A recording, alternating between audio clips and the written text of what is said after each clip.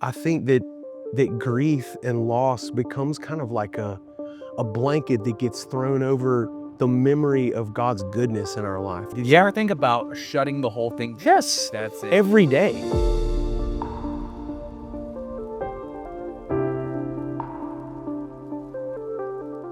Hi, I'm Joe from the River, joined today by Mike from Big Daddy Weed. Mike, thank you so much for coming in today and for talking with me about what's going on in Big Daddy Weave world. We're so glad to have you. Man, it's so awesome that you guys are here, man. I'm so excited for you to see the show tonight too, man. It's been an awesome night, man. The Lord's been doing a lot. Now, one of the things that Big Daddy Weave, there's been a lot of changes over the last 5 years or so. Yes. One of which, unfortunately, losing your brother and your bandmate. Yes. How have you seen God move through the band and even in your own personal life through that loss? You know what's so wild is we've been through these kind of like 7-year cycles, man. So for 7 years we saw Jesus pour out in miracles.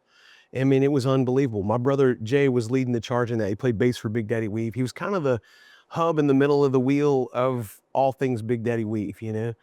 And man, every night we would just literally, the Lord began to move in such a way, we would just kind of almost crash the land, the shows, and just be like, man, we're just gonna pray for people. And at some point it would just sort of be like, man, I think we're done playing, but man, if you need prayer. And we would spend so much time praying for people after the shows. And when we just saw the Lord do miracles. I mean, like on a nightly basis, dude. I would watch my brother Jay pray over people. We saw cancer run off at the name of Jesus, you know. We saw emotional bags just drop, chains of addiction break, man. I mean, it was just testimonies for years, for years. Um, then Jay's health declined.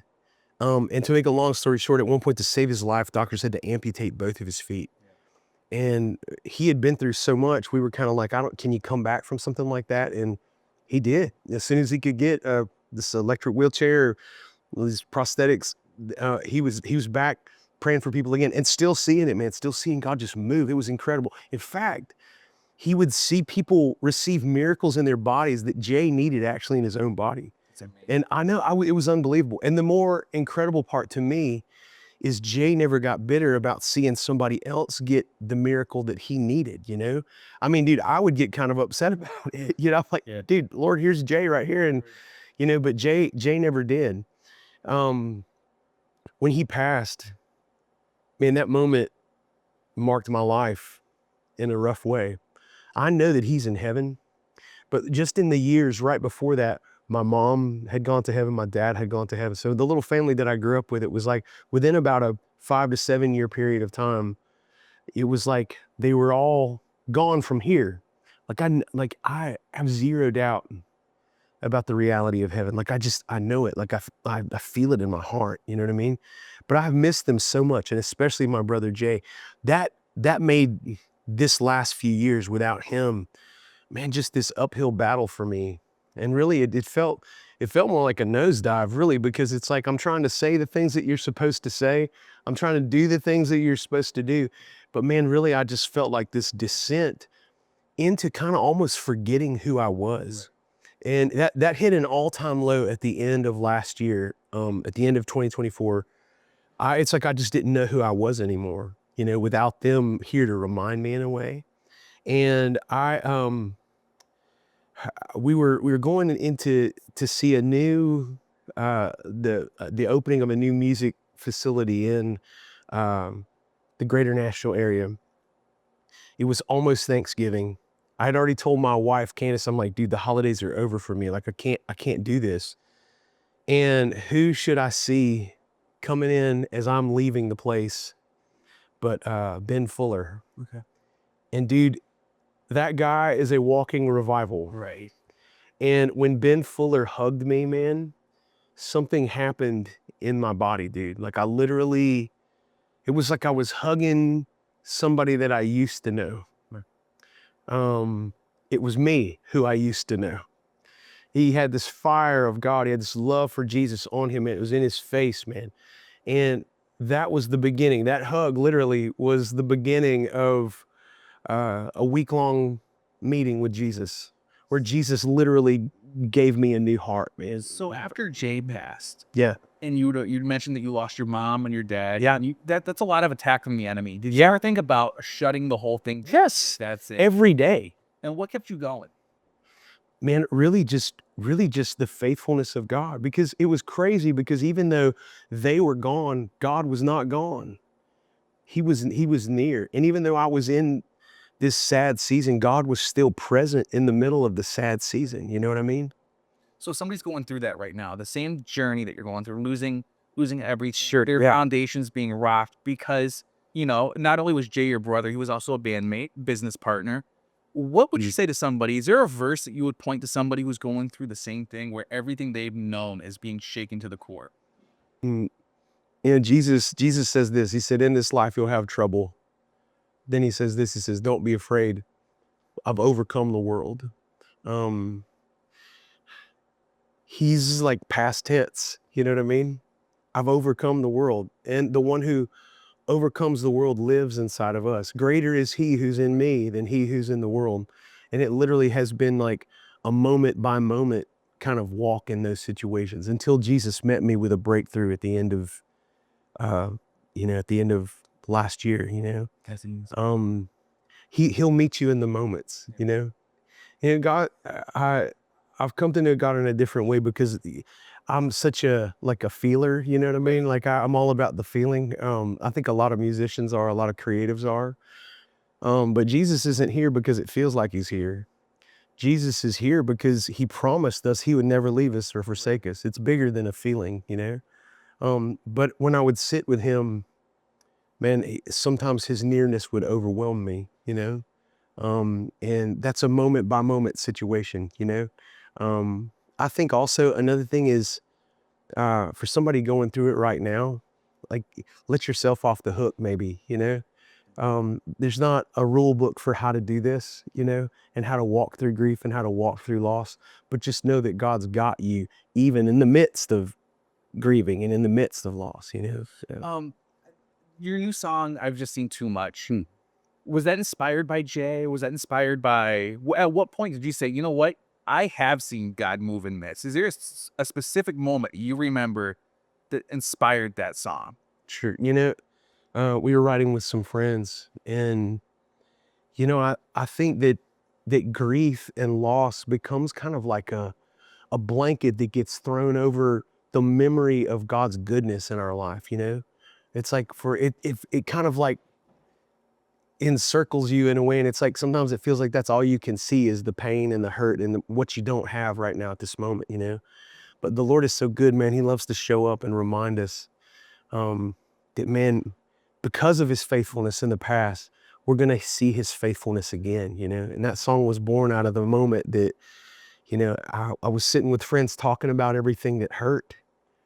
But then that led to a different part of the conversation where I just started talking about what I'd seen God do in my life. And I'm like, man, I've got way, way more stuff that I've seen God come through for me in than I have just this temporary season of loss. And it's like the memory of his goodness kind of like overwhelmed the stuff that we were currently in. It lets us believe that we're going to see his goodness again. Yeah. So Big Daddy Weave has been around for a minute, many, Yeah. many years. A lot of bands have come and gone since your beginning.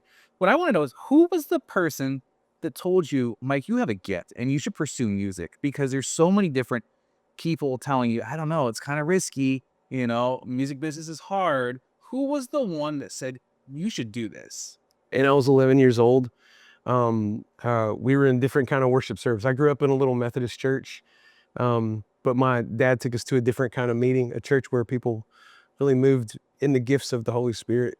And as an 11-year-old, the guest speaker at the church that night, when he's closing his message, he said, "People who feel called into the mission field," and he points at me and he goes, "And you," and he goes, "I want you to come down." And man, I was scared to death. I thought that, man, he was gonna tell my parents all kinds of stuff I wasn't supposed to be doing or whatever, and that he was gonna out me in front of them or something.